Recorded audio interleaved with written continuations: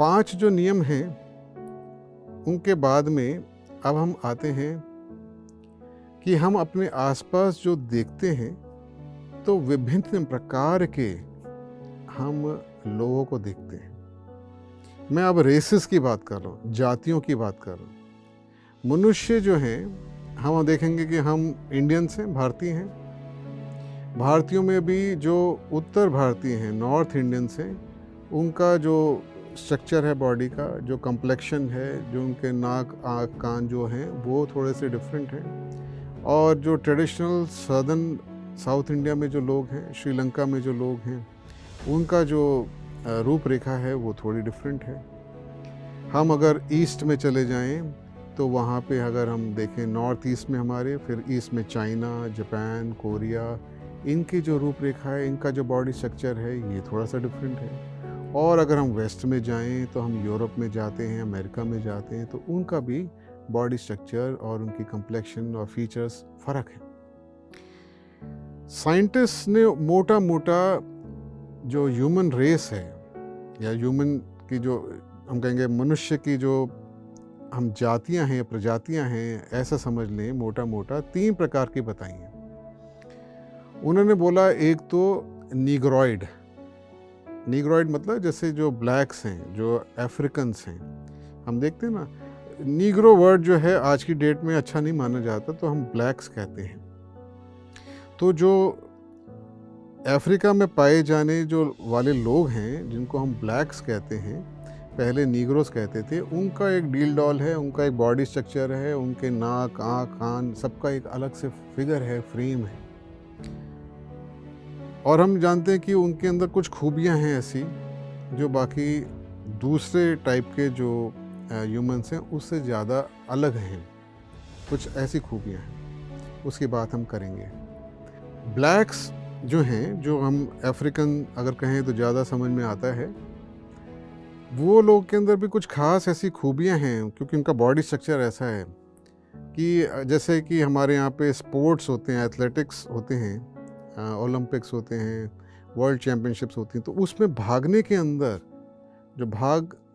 जो हम दौड़ने वाली जो रेसेस होती हैं उनके अंदर वो उनका प्रदर्शन बहुत अच्छा होता है। ऐसा कहा गया कि उनका बॉडी स्ट्रक्चर, उनका स्टैमिना, उनकी जो एबिलिटीज़ हैं, वो उनकी अपनी जो ये रेस है जिससे वो बिलोंग करते हैं उससे उनको मिलती है।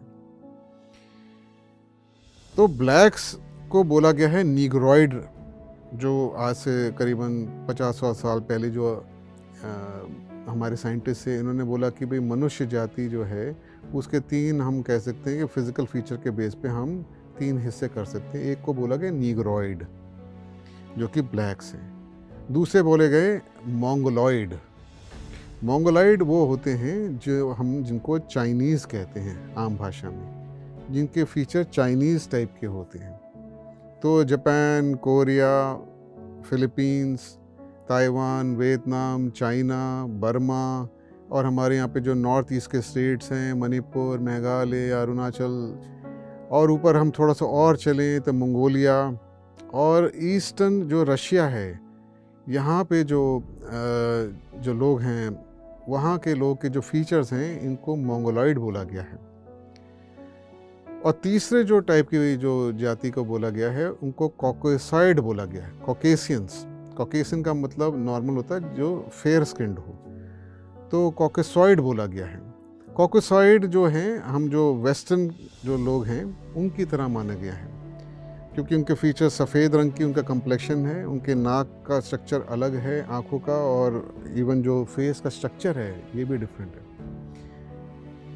अब जो भारतीय हैं उनको भी कॉकेसॉइड बोला गया है, मगर एक टाइप का कॉकेसॉइड जो कि शुरुआती रूप के अंदर आए थे। ये तो हो गया जो साइंस के हिसाब से जो डिवाइड करा गया। अब हम आते हैं थियोसॉफी पे। थियोसॉफी के अंदर अगर आपको ध्यान होगा, हमने जो बात करी थी 5 नियमों के अंदर, उसमें जो आखिरी नियम की हमने बात करी थी वो था द लॉ ऑफ एवोल्यूशन, विकास का नियम।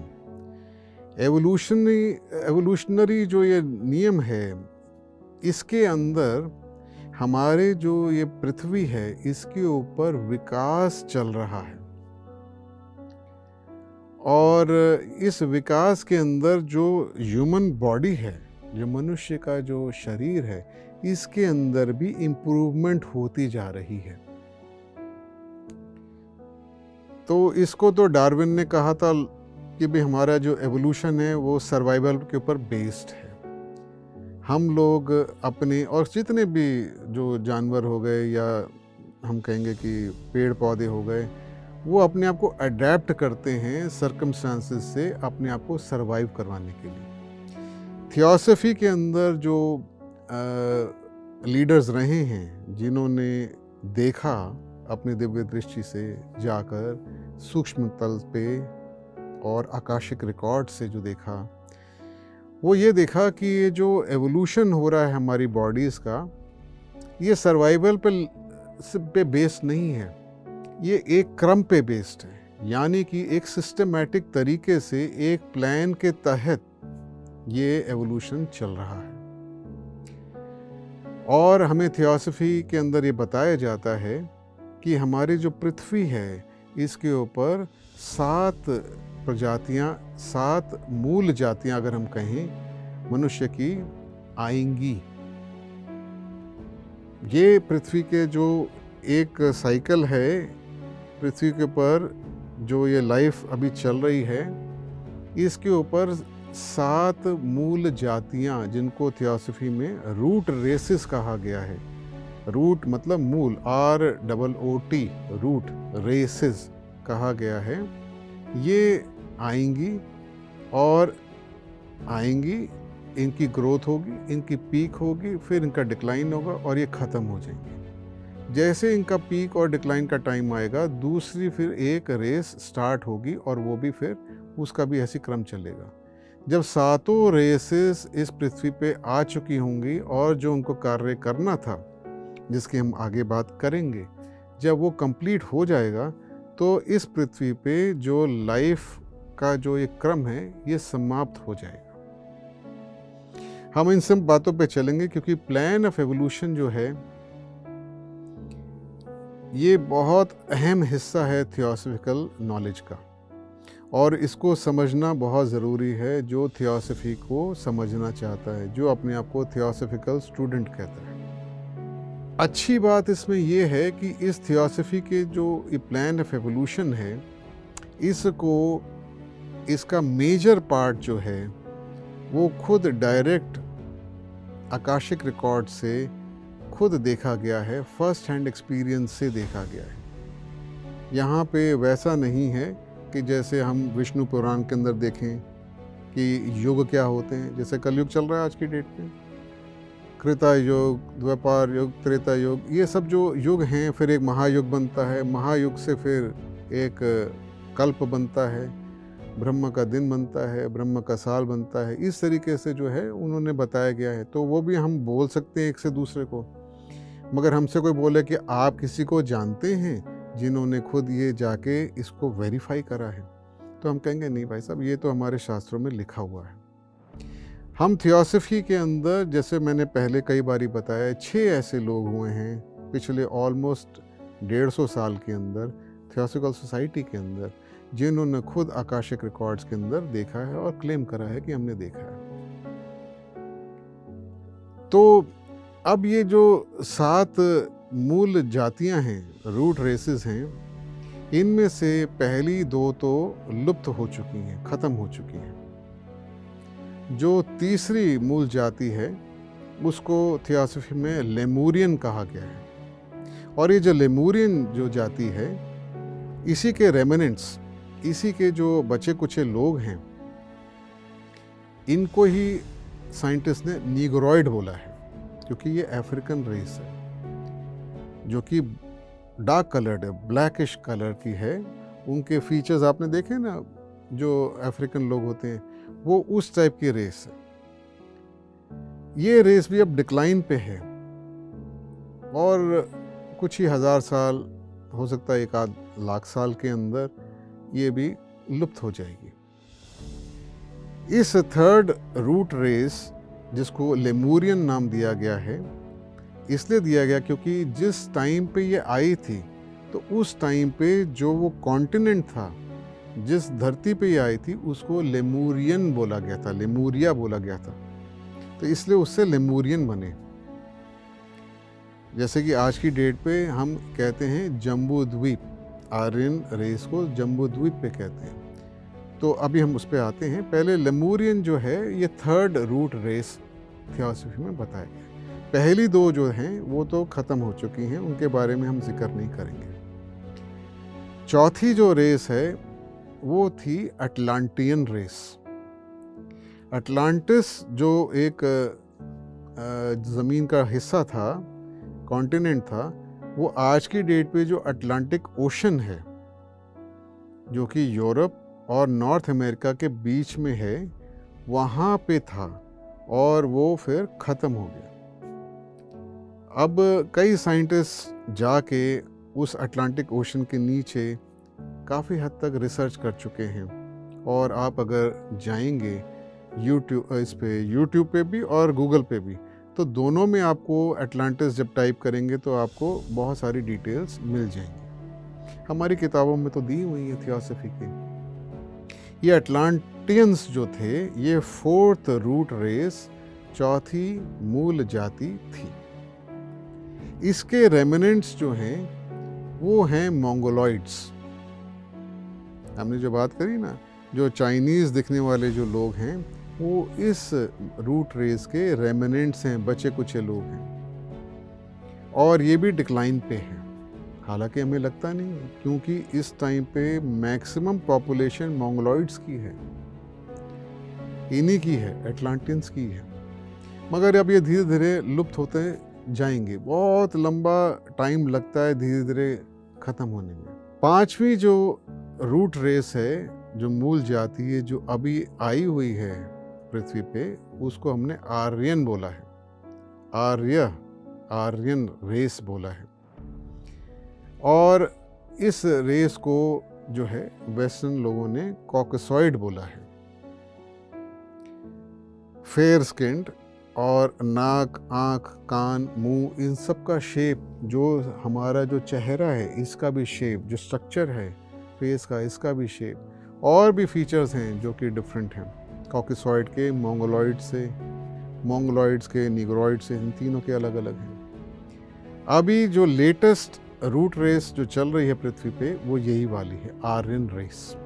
तो अब तक ये समझ में आ गया होगा हमारे को कि पृथ्वी पे अभी जो लाइफ चल रही है हमारी, इसके अंदर 7 रूट रेसेस आएंगी। जब ये आके लुप्त हो जाएंगी, ख़त्म हो जाएंगी, डिक्लाइन हो जाएगा, तब जाके लाइफ इस पृथ्वी पे ख़त्म हो जाएगी। उसमें करोड़ों साल लगेंगे। तो ये जो आर्यन रूट रेस है, इसकी जो पहली सब रेस जो आई उसको कहा गया है हिंदू सब रेस। अब हिंदू शब्द से कन्फ्यूजन होती तो हम उसको कह सकते हैं इंडियन, क्योंकि हमारे जो इंडियन सब कॉन्टिनेंट में जो आई थी ये थी।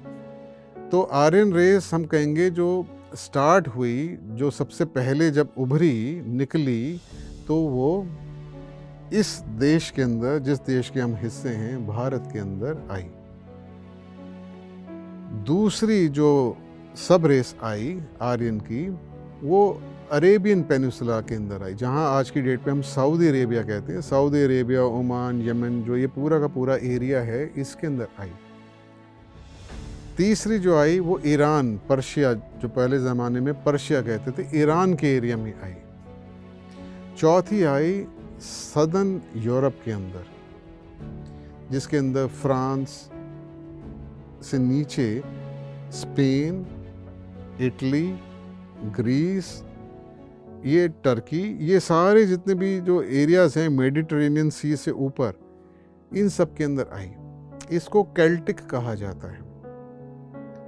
और जो पांचवी है, जो अभी करंटली चल रही है, उसको कहा गया है ट्यूटोनिक सब रेस। जो पांचवी ब्रांच है आर्यन रूट रेस की, इसको कहा गया है ट्यूटोनिक। ये हैं जो अमेरिकन्स हैं, ब्रिटिश हैं, स्कैंडिनेवियन हैं। स्कैंडिनेवियन मतलब नॉर्वे, स्वीडन, फिनलैंड, डेनमार्क, इस एरिया के जो लोग हैं, नॉर्दर्न यूरोप के जो लोग हैं, ये जर्मनी और फ्रांस के भी जो लोग हैं वो भी इसमें इंक्लूड हो जाते हैं। ये जो लोग हैं इनको कहा गया है ट्यूटोनिक। इन सब के अंदर अलग अलग फीचर्स हैं, फिजिकल भी और कुछ अपने उनके खुद के नेचर के अंदर, स्वभाव के अंदर भी फर्क है। ये जो जातियों की हम इतनी डिटेल में जो हमने बात करी अभी, ये जो जातियां हैं इनको एक प्लान के आधार पे डेवलप करा जा रहा है, और इन सबको जो डेवलप करने वाला जो महापुरुष है, जिसको हम भगवान भी कह सकते हैं, वो हैं जिनको हमारे सनातन धर्म में कहा गया है मनु। तो आर्यन रूट रेस के जो मनु हैं वो इनको डेवलप कर रहे हैं। हर एक रूट रेस का एक मनु होता है। मनु यानी जो उस जाति को बनाएगा, उसके अंदर अलग अलग क्वालिटीज़ को डेवलप करेंगे वो, और उसको प्रोपगेट करवाएंगे, ताकि ह्यूमन बॉडी के अंदर आगे आने वाले जो लोग हैं, जो जैसे जैसे जिनकी चेतना विकसित होती जा रही है, उनको एक अच्छा शरीर मिलता चले जाए। हम बहुत ज़्यादा डिटेल में नहीं जा सकते इस टॉपिक पे, क्योंकि अभी हमारे को पहले ABCD समझनी पड़ेगी, और अभी हम जो इस कार्यक्रम में कर रहे हैं वो ABCD का ही काम कर रहे हैं। तो पहले हम मोटा मोटा चीज़ों को समझ लें। मनु जो हैं, इस आर्यन रूट रेस को जो डेवलप कर रहे हैं, इनका नाम है वैवस्वता मनु। थियोसॉफी में हम इनको कहते हैं लॉर्ड वैवस्वता मनु। लॉर्ड इसलिए कहते हैं, अंग्रेज़ी के अंदर हम जब किसी दिव्य पुरुष को, बहुत महान पुरुष को कहते हैं तो लॉर्ड कहते हैं, जिसके हम पूजा करते हैं, तो हमारे लिए वो पूजनीय है। उनसे ही सारा ये जो आर्यन रेस है, ये पूरी की पूरी उनसे आई है। और ये जो करोड़ों लोग हैं, हम लोग जो आर्यन रेस को बिलोंग करते हैं, हम सब के वो पूर्वज हैं, उन्होंने ही डेवलप करा है। अब ये जो डेवलपमेंट होती है रूट रेस की, तो उस सब रेस के अंदर फिर कोई आता है महापुरुष, जो उनको एक रिलीजन, ट्रेडिशन, कस्टम, जीने का तरीका वो भी समझा के जाता है। तो हर एक सब रेस के अंदर एक और दूसरे महापुरुष आते हैं, और वो फिर वहाँ पे एक रिलीजन को इस्टेब्लिश करते हैं। हिंदुओं के अंदर शंकराचार्य आए, हम कह सकते हैं मॉडर्न अभी जो टाइम के अंदर, जिन्होंने सनातन धर्म को इस्टेब्लिश करा। हम कहेंगे कि जो तीसरे, जो जितनी डिटेल हमें पता है अभी, तीसरी जो सब रेस हुई ईरान के अंदर, वहाँ पे ज़ाराथुस्ट्रा आए। चौथे के अंदर जो थे हर्मीज़ आए, और पांचवें के अंदर जो हैं हम ये कह सकते हैं कि क्राइस्ट आए, जो जीसस क्राइस्ट की हम बात करते हैं वो आए। हालांकि और भी महापुरुष आते जाते हैं, मगर एक रेस को कुछ समझाने के लिए, बताने के लिए जो है वो आना पड़ता है। तो ये भी अलग डिपार्टमेंट है, अलग टाइप के महापुरुष हैं जो इस चीज़ को देखते हैं कि हम ह्यूमन रेस को कैसे गाइड करें ताकि ये आगे बढ़े। तो दोस्तों, ये थोड़ा सा सब्जेक्ट आपको अजीब व गरीब लग सकता है जो पहली बार सुन रहे हैं इस बात को, मगर हमें ये समझना ज़रूरी है, क्योंकि प्लान ऑफ एवोल्यूशन को नहीं समझा तो हम समझ नहीं पाएंगे जो ईश्वर है उसने ये सृष्टि रची ही क्यों और कैसे रची, क्या इसके डिटेल्स थे। अगर ये हम नहीं समझना चाहते तो कोई बात नहीं, फिर हम बातों को पकड़ नहीं पाएंगे। अभी हमने कर्म का सिद्धांत समझ लिया कि किस तरीके से दुनिया चलती है, हमने पीरियोडिसिटी का समझ लिया, हमने यूनिटी को भी समझ लिया। तो हम ये जब जितने अलग अलग जो सिद्धांत समझ रहे हैं, इसके अंदर हम कहेंगे कि एवोल्यूशन का सिद्धांत सबसे मुश्किल सिद्धांत है पकड़ना, और उसमें इसलिए भी प्रॉब्लम आती है क्योंकि उसके अंदर इंटरेस्ट हमारा इतना ज़्यादा रहता नहीं है। मगर क्योंकि अगर हम स्टूडेंट हैं और हम समझना चाहते हैं कि सृष्टि बनी कैसे और उसके अलग अलग पुर्जे क्या हैं, तो हमें ये समझना पड़ेगा, थोड़ा सा हमें ध्यान देना पड़ेगा। मैं चाहता हूँ आप लिखें बातों को, किताबें हम आपको बता देंगे, आप उनके ऊपर जाके आप अध्ययन कर सकते हैं, खुद देख सकते हैं, विकिपीडिया में डाल दीजिए तो भी आपको मिल जाएगा बहुत कुछ। तो अब हम ये समझें कि ये जो जातियाँ आई हैं, ये जातियाँ जो आई हैं, अभी 5वीं जो ये मूल जाति आर्यन रेस आई है, इसकी अभी 6ठी ब्रांच डेवलप होगी। 5वीं तो हो गई जिसका नाम हमने ट्यूटोनिक बोला है, और हम देखें अमेरिका, इंग्लैंड ये राइज पे हैं।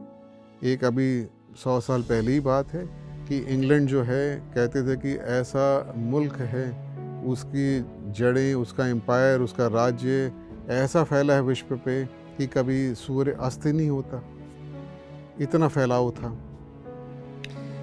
अब इंग्लैंड, अमेरिका, यूरोप के जो देश हैं, इनका चढ़ाव है ऊपर। अब एक 6ठी सब रेस डेवलप होगी। जब 6ठी सब रेस जो डेवलप होगी, उसका भी एक चढ़ाव आएगा। फिर 7वीं सब रेस डेवलप होगी, उसका भी चढ़ाव आएगा। फिर जाके ये जो पूरे के पूरे आर्य जो रूट रेस है, ये कंप्लीट होगी। इस तरीके से क्रम चलेगा। 6ठी रूट रेस के जो मनु होंगे वो अलग होंगे, 7वीं रूट रेस के जो मनु होंगे वो अलग होंगे।